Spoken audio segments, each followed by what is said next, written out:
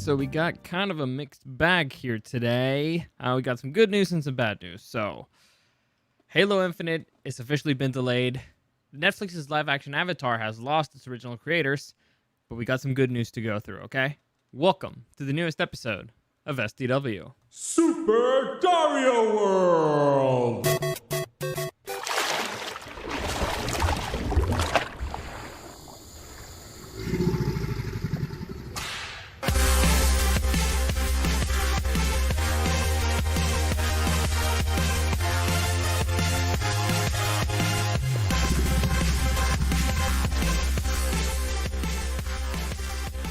Okay, and I don't think I fucked up the audio this time, so we should be good. We were actually freaking out yesterday because apparently we had double audio at one point. I don't understand how things work on Twitch yet, but you know, trying to get better. But before we get into all that, let me just give you a quick reminder that you can send me any comments, questions, or suggestions at Dario the Show on Instagram or at Super Dario World.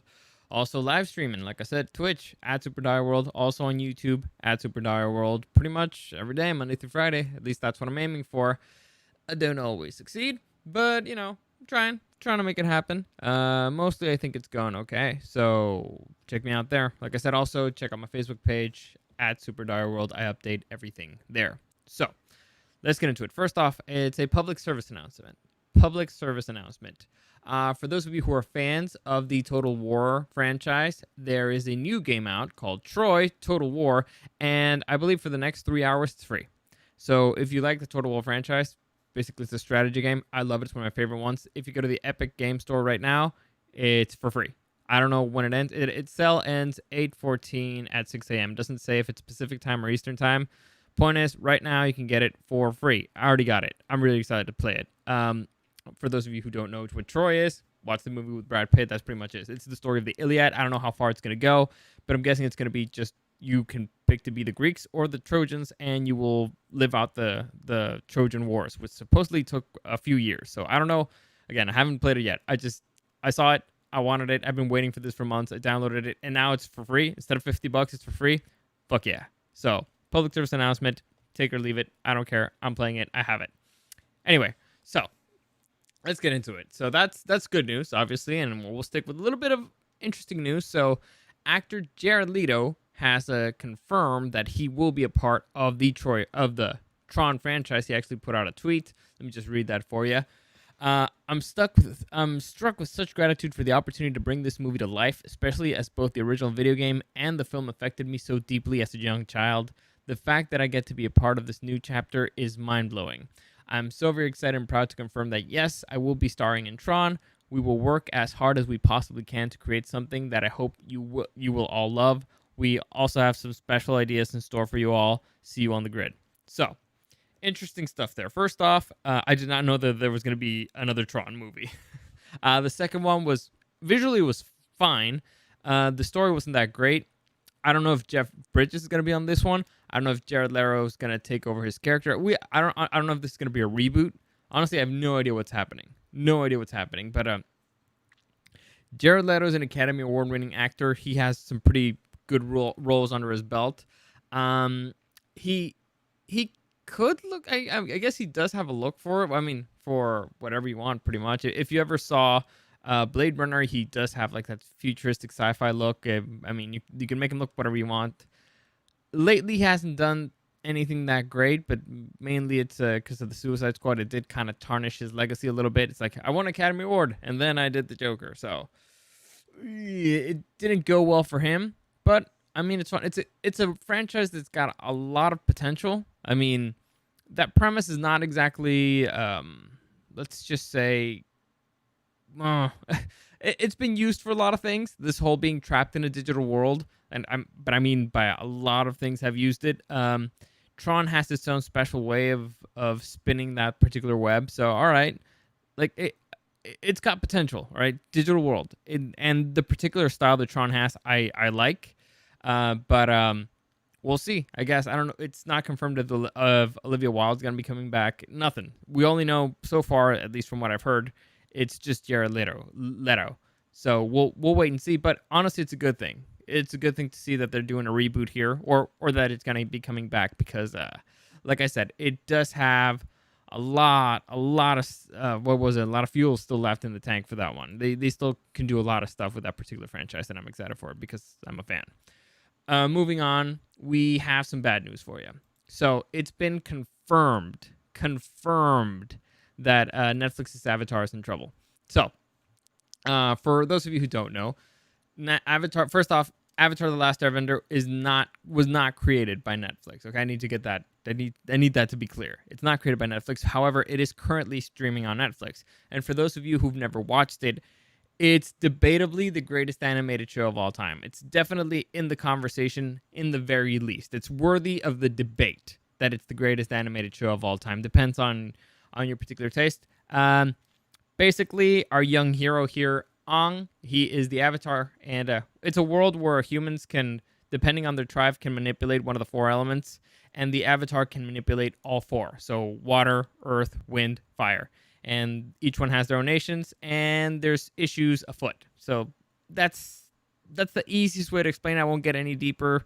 They actually explain it in the opening of the show, like they set up that world. So I highly recommend it. If you haven't watched it and you need something to binge watch, I highly recommend Avatar: The Last Airbender. It's funny, but it still has a lot of heart. It deals with some mature themes.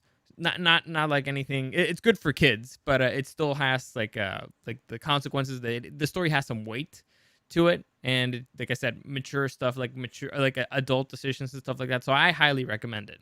It's one of my favorite shows of all time. So that being said, Netflix has been working on a live action adaptation of it. Now, for those of you who don't know, there is actually a live action movie of The Last Airbender, directed by M. Night Shyamalan. And it sucked balls. It's one of the worst things I've ever seen. It's horrible. It's painful to watch. At one point, they just jump months in story. And here's the thing. They just tell you what happens. I hate it. Like, there's a rule in film that's like, show, don't tell. And here, all of a sudden, it's like, oh, well, months happened, and I met this girl, and I fell in love, and blah, blah. Another character is like, he met this girl, and blah, blah. It's like, how about if you would have shown that in the movie? So the movie was terrible, okay? And so they said that they were going to work on a Netflix live-action adaptation. Supposedly, they got the original creator for it back, the original writers, Michael Dante DiMartino and Brian Konietzko. I hope that's how you say his name. And so everything appeared to be, good, rolling. Everything's fine. Well, once you get...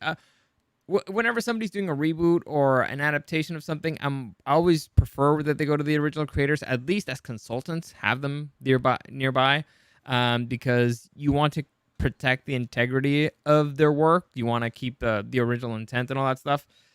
I'm not a big fan of live action adaptations of things because they don't usually work out. It's really hard to make something that was really good animated into something that's really good live action. It's very hard. It's very difficult. There's very, very few examples of it actually working out. So generally, I'm not a fan of it. In a TV format, it's a little bit better. It's a little bit easier because you have the story has room to breathe. That's usually an issue with, you can't take a 24 episode TV show and condense it into a 2-hour movie or an hour and a half movie. It's just not going to work. You're going to have to cut out a lot of stuff. The show has room to breathe. The story has room to breathe. You had time for that. You had time to develop characters, to develop the story.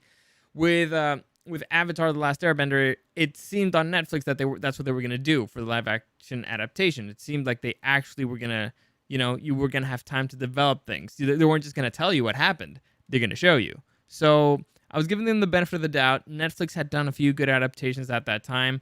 They'd just done The Witcher, which I thought was a pretty good adaptation. And I think adapting a video game into a TV show is just as hard as adapting an animated show because it's also an animated thing.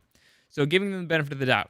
However, the news has officially broken that the original creators are gone. It was due to creative differences. And I'll read you their statement, and I'll read you Netflix's statement, and then we'll go through it. So here's the statement from Michael Dante DiMartino. Many of you have been asking me for updates about the Avatar live-action Netflix series. I can finally tell you that I am no longer involved with that project. In June of this year, after 2 years of development work, Brian Konietzko and I made the difficult decision to leave the project. So, and another blah, blah, blah, blah. And who knows? Netflix's live action adaptation of Avatar has the potential to be good. It might turn out to be a show many of you end up enjoying, but what I can be certain about is whatever version ends up on screen, it will not be what Brian and I had envisioned or intended to make. So that is the original creators, that one of the original creators' statement. Okay, it was from there you can very clearly see it was creative differences 100% that separated this project, and you can kind of tell that he doesn't want to completely screw over the project because he knows it'll make money, and he kind of wants to make money. So he's between a rock and a hard place. Now, if you've ever quit a job, you kind of just want to burn every bridge behind you. You're like, fuck you guys, screw you, every single one of you. I don't give a fuck, and then like you suck because of this, you because of that. Here, you can see that he's kind of tempered in his goodbye, because first off, like I said, Avatar is on Netflix, and I believe Legend of Korra is on Netflix starting this week. So he's probably getting money because of that. And he also knows that once the Avatar live action series hits Netflix, the original series is also going to be getting hits, which again means more money for him. So he's probably getting a piece of the live action stuff, even if he's not directly the writer of it, he will still be getting money for it. So it's like, oh man, I can't completely say they're fucking the story up. This is stupid. They're ruining my characters and all that stuff. He's trying to say like, oh, it's going to be different. It could be good. It's just not what I would have made. I think that's the most polite way of saying this is the most fucked up shit. They're trying to ruin my characters. They're trying to force stuff down my throat. I don't like it.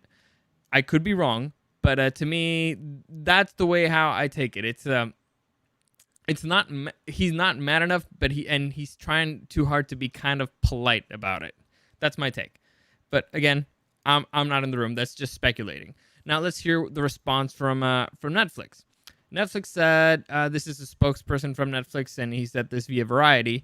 We have complete respect and admiration for Michael and Brian and the story that they created in the Avatar animated series.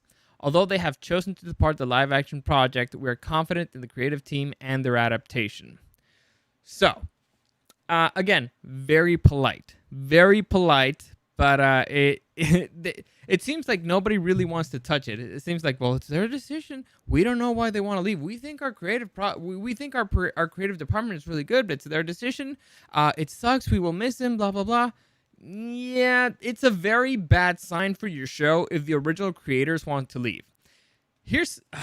Now it could be good. It could be bad. It could be that the original creators are like, we don't want to do the same show all over again. Let's try to do crazy stuff. And Netflix is like, no, but that's what worked. So why don't we just do what worked again so we will make more money? That is a possibility. However, it's also more... Listen, I know writers. I've written some stuff. You tend to be very defensive and very protective about your work, especially if you think it's really good, especially if everybody thinks it's very good. Nobody talks about your project more than you do because everybody asks you about it, and Avatar is a particularly beloved TV show, all right?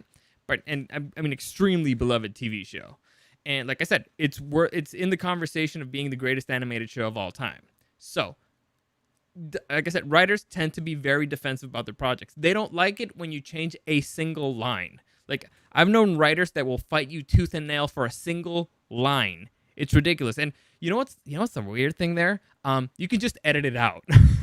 in the cutting room floor, writers have nothing to do, so you can still cut that stuff out, but they will fight you tooth and nail for it because it's the most important line ever. He's saying hi, but it's very important because of blah blah blah. So they're very protective about their work. So I think that in the most likely scenario here, based on what I know about the industry, based on what I've seen on Netflix's adaptations of other stuff, based on what I've seen on based on my interactions with writers, the writers have a particular vision about the show. They're trying to be protective with their story. They're trying to be protective with their legacy. They're trying to be protective about what they're putting out on screen and putting their names on.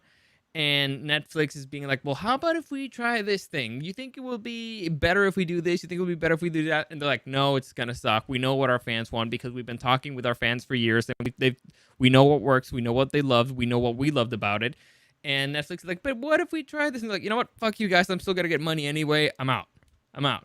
So this does not bode well for that show. Particularly, I am concerned. I'll still watch it because I have Netflix, and I guess it's a way you can watch it for free, but I'm officially concerned about it. It's not good. So that's the first bad news of the day. So we're going to try to keep this going. Good news, bad news, good news, bad news. So that's bad news. Let's go to a little bit of good news.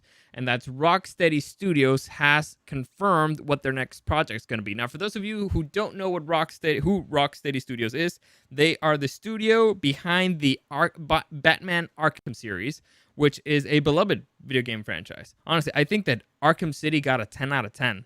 I don't know if it was the first video game to get 10 out of 10, but it's I remember it got 10 out of 10. Like it's a great video game franchise. I highly recommend it. It's a lot of fun. Was it the first one to start with the whole sneak around thing, knocking people out? Very similar to like Shadow of Mordor or the one that I'm currently playing, Ghost of Tsushima. I think it might have been the first one with that particular dynamic. Also, the beauty of that franchise is for the first time ever, you feel like, yes, I'm fucking Batman. Urgh! Like, it's ridiculous. But while you're playing it, you're like, yeah, I'm Batman. Fuck yeah. And so I like it. They understood first off the lore. There's some issues with it, okay? There's some issues with certain things of the story, particularly towards the end. But overall, they understood the character, they understood the world, and they made a great video game with fun gameplay. So they've announced that on August 22nd, which is the DC Fandom. I've talked about the DC Fandom in another episode. You can check that one out. I believe it was last week. But they've announced that they will be speaking about their next project, which is a Suicide Squad video game, which is actually pretty exciting. Now, the Suicide Squad is actually, if you put aside the movie, is a pretty good franchise. Like, even the stuff they did in the Arrowverse with the Suicide Squad is pretty good. The animated movies are pretty good. They have a bunch of really good characters, a great band of ragtag anti-heroes. It's fun. The thing that actually catches my attention the most here is their target there. Now, if you're watching me again at Super Dire World on Twitch or on YouTube, you can see here the poster, and they say on the Twitter post, they say target locked, Disney Fandom, but you see that what looks to be Superman. Now, I could be wrong. It could be somebody else, but it looks like it's Superman from behind. You're looking at him from behind, and he's got like a target locked on his head. So, there's a lot of really fun stuff. Superman is a great character. He's like I said, he's maybe the greatest superhero of all time, the most iconic. He is like the ideal, the epitome, the Boy Scout, the most inspirational superhero out there. If the Man of Steel, the Man of Tomorrow is who you wish we could be, right? However, when they use Superman as a villain, I think that's when they've gotten, writers have done their best work. Like my favorite Superman comic is Batman Red Son. I love it. It's what would have happened if Superman would have landed in Russia instead of America. It's great. And Superman there is, even though he's the protagonist, he's kind of the villain of the world. There's a video game out there. It's called Injustice: Gods Among Us and Injustice 2. So that video game is it was created by the guys who made Mortal Kombat, and it's basically about DC. And in this particular universe, the Joker killed Lois Lane and destroyed Metropolis, and so Superman kind of loses his shit. Now, I won't get into deep into how he did it because it's wow, but Superman kind of loses his shit and basically takes over. It starts basically becoming a very authoritarian dictator type of superhero, and it's like, all right, there won't be crime if we kill all these villains, and so he becomes like a very authoritarian. It's a great franchise. The story's great because the villain there is Superman. Now, there's also like interdimensional stuff. It doesn't really matter. The point is, the story's fun. So, I highly recommend that you check that out. And again, that's a story where Superman is the villain because as a villain, he's terrifying, right? He's practically invincible. He's super fast, super strong, super smart. He can see through everything. He can hear you at any point of the planet. So, if the Rocksteady game, the objective of it is taking down Superman, I am 100%. First off, I'm a DC fan. I'm a Rocksteady fan. But and if the gameplay is fun, like I can't imagine it being an Arkham style game. They're gonna have to do something different. I think they're gonna try to do something very similar to what is it? It wasn't Marvel Superheroes. I can't remember what video game it was. X-Men Ultimate Alliance. I think it's Ultimate Alliance where you can change your characters and stuff like that. I think that's what it could be, which would be fun. Where the objective is, I don't know. Are you taking down the Justice League? Are you taking down Superman particularly? I don't know. But it seems like fun. Just with this little tease, I'm excited. I was already excited for the DC fandom, but they just keep adding more and more stuff. So, like I said, I'm very excited.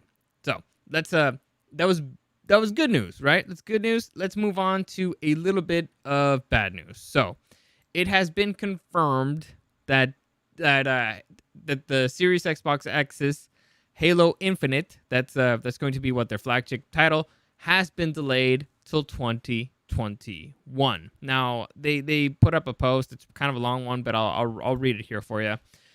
This is from the Halo Infinite team, the studio head Chris Lee.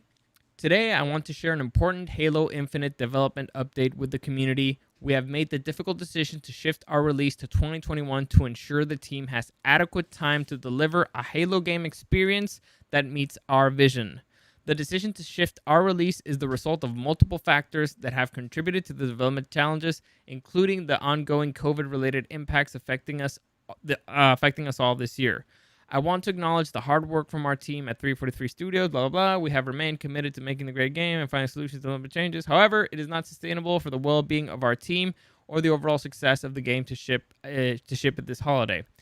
We know it's disappointing to many of you, and we all share in that sentiment. The passion and support the community has shown over the years has been incredible and inspiring. We want nothing more than to play our game with the community this holiday. The extra time will let us finish the critical work necessary to deliver the most ambitious Halo game ever at the quality we know our fans expect. Thank you for your support and understanding. So, a lot there. Actually, not a lot there. Basically, they're saying, we fucked up, and we're delaying it.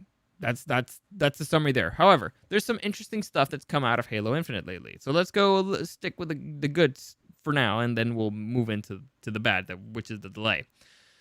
First off, the good. They said that this Halo is going to be very different than all the other Halos because this is going to be...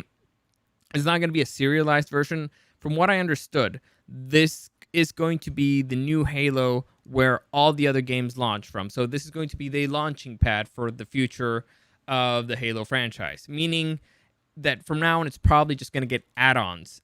So instead of having Halo Infinite 2 or like the next Halo, I don't know, Oblivion or whatever, it's going to be add-ons to this particular world. And I think that the reason why they're doing that is so that they can keep the online community within the same server. So they could still keep playing within the same world. They could keep everything there. And instead of spreading it out over 5 different Halos, they could just keep everybody together at one spot. I think that's the objective. I could be wrong, but it's what makes sense to me. So that would be, I guess it would be kind of good. I don't mind paying for an add-on if it's a full sequel. I wouldn't mind paying for an add-on. I mean, it sucks that it probably now they won't make games that are too different, like Halo Reach. I would love something like Halo Reach again, but I guess it's not terrible yet. We'll have to wait till we get more information, and that one was not very specific on what their plan was yet, so I won't speculate too much there.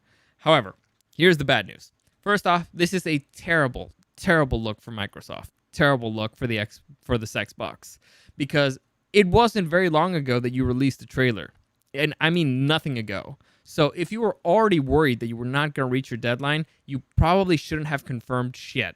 Okay, you should have kept your fucking mouth shut, mouth shut, because now you look terrible. You look extremely unprofessional. You look, honestly, you look like a-holes.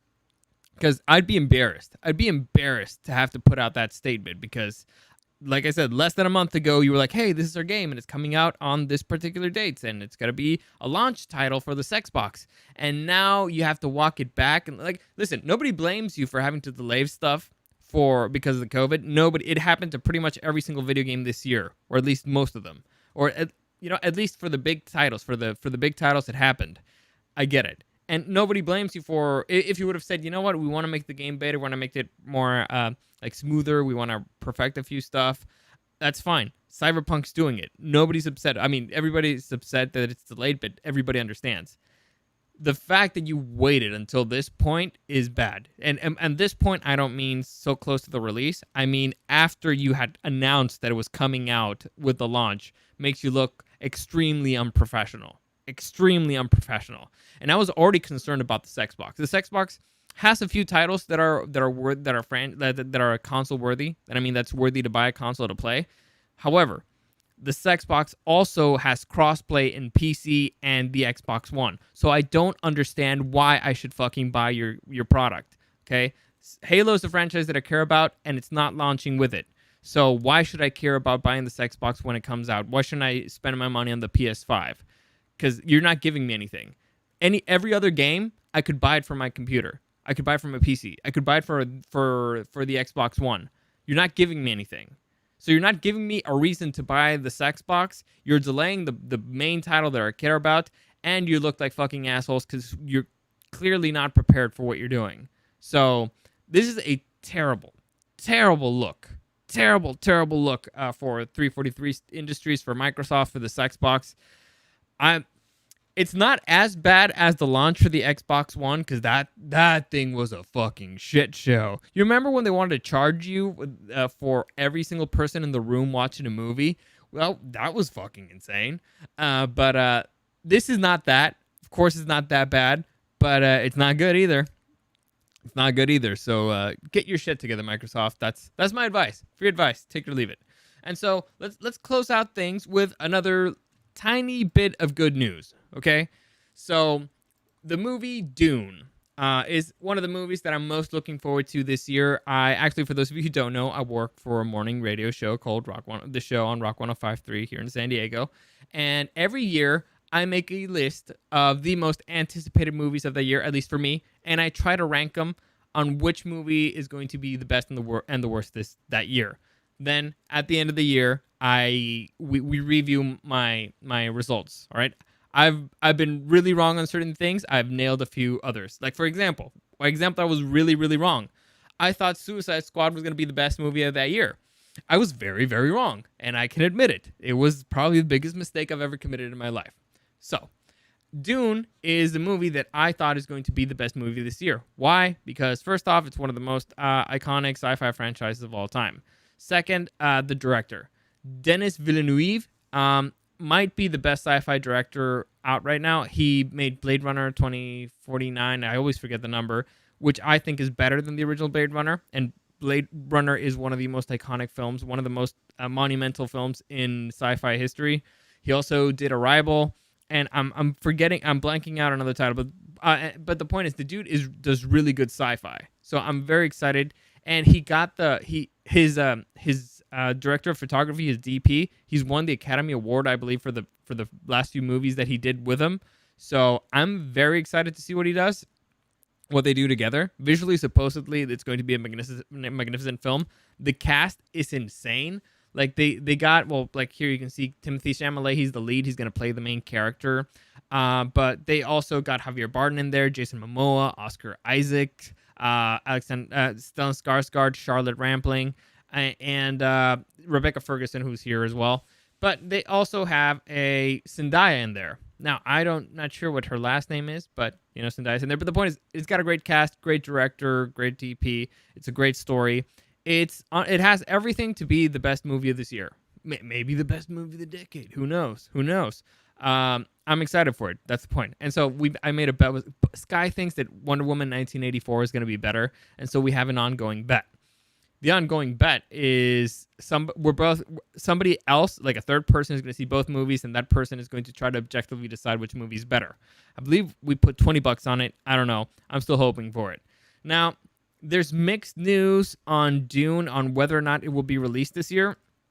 I read an article recently where Denis Villeneuve, I think that's how you say his name, Denis Villeneuve, I don't know, where the director is saying that he's rushing to get the movie out on time, that he's doing his best, that they had already done, the way that they shot it was different. He doesn't explain how it's different, but he says that the way that they shot the movie was very different than a normal shot, and that when COVID happened, they had to shut down production for a few things, and so that they were trying to go back to do everything. So the way that I understand it, or if I have to guess, I think they shot everything with particular actors and that didn't have CGI, and so they need to do or the things that had CGI, and so they had time to work on that during the lockdowns, and now they need to go back and shoot the stuff that doesn't really need as much CGI, if I have to guess. Because if you have to shoot the stuff that needs CGI, there's no way the movie's going to be done on time. At least I don't think so. But I could be wrong. Anyway, the point is the guy they haven't confirmed 100%. At least I haven't seen that they've confirmed that it's delayed. So it may still get a December release, I hope. But we'll see. And one of the reasons why I have that hope is, one of the reasons it gives me hope is that in a recent interview, Zendaya, who plays there you go, Zendaya. You may know her from the newest Spider-Man franchise.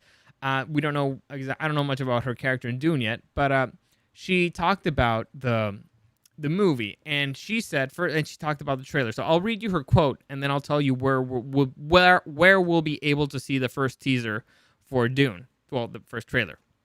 So here's her quote. Dune was incredible. I wasn't in it very much, so when I was watching the trailer, I was like, oh my gosh. I called Timothy Chalamet and said, dude, you should be proud. It is a big deal to even be a small part of something with such a massive cast, and I love sci-fi stuff too. It's fun to escape into another world. So, first off, totally expected for an actor to be excited about their work. Anything that I've never heard an actor be like, yeah, I'm in a movie and it's a piece of shit. You should watch it. You should definitely spend your money on it. But let's say this particular level of excitement is expected. The thing that matters here is that there is a trailer. And so if they're starting to show trailers, that means that it's probably further along than I originally anticipated. I expected it to be a little bit delayed, but if they're starting to release stuff, at least for the actors, because honestly, actors are kind of the last people to see stuff because they have nothing to do in post-production, except maybe redub a few lines or something like that, or fix the audio, or maybe do some reshoots. But usually they aren't kept in the loop of all the goings-on that happens in post-production. And they've confirmed that we can actually see the trailer for it in the re-release screenings of Christopher Nolan's Inception. So I think Christopher Nolan's Inception has a release date. I'm gonna try to find that, and I think I mentioned it before. But the point is, the trailer is going to be ready for the public. So it's not only out for the actors, it's going to be out for theater. Let me see, theater release here. It's going to be out for the public as well. So if you're a hopeful person, as I am, I think this is a pretty good sign. It's a good sign that it's going to be on track, that it will be released, and the thing that concerns me now is that if it I found it here. Inception was supposed to hit on July 17th, so I'm guessing it's been delayed till August. I need to find more information on that. But the thing that concerns me here is that I'm in California. And in California, the theaters aren't open yet. So how the hell am I going to see the theater re-release of Inception if I can't go to the theater? So that is a concern there. Maybe the drive-in will be open. Maybe the drive-in will have it. Who knows? But hopefully, maybe somebody goes to the theater and records the trailer and maybe loads it onto the internet. Maybe accidentally. You don't notice that your phone's on or something. Hopefully. I don't think that would be a big issue because, it's Inception. It's already out. But anyway, good news there. So I gave you a little bit of good news, gave you a little bit of bad news. Overall, I think, like the hopeful person in me, after all the freaking shit show that's happened to movies and the calendar this year, I think it's on track. At least Dune is on track to have its release, the schedule released. And I think that maybe by the end of the year, all those titles will be on schedule. So we will be getting, like, the movies that have been delayed. We're screwed. There's nothing else we can do. But hopefully the calendar at the end of the year will stay static and things will get back to normal there. Hopefully. I don't know. Could be wrong. I don't know. But we'll see. I'll keep an eye on all that stuff. So that's it for today. Like I said, mixed bag. Good news, bad news. Hopefully, I think it was overall more good news. And remember, the big public service announcement. Let me just go back to that before I get out of here. A Total War Saga Troy for free. This is a $50 value video game. I will be playing it. If you want to, challenge me or whatever, bring it for free at the Epic Game Store until August 14th at 6 a.m. So tomorrow at 6 a.m. I don't know if it's East Coast, West Coast. Don't care. I already have it. So it doesn't really matter to me if you get it or not. I'm just saying. Listen, if I find a kick-ass video game that you can get for free, I'm gonna recommend it. Okay, it's the type of person I am. But hopefully you enjoy it. As always, any comments, questions, or suggestions, you can find me at Dario the Show on Instagram and at Super Dario World. Also, live streaming, still keeping it going, man. Trying to go strong. Every weekday on Twitch and on YouTube at Super Dario World. As always, thank you for listening, and I'll see you again next time.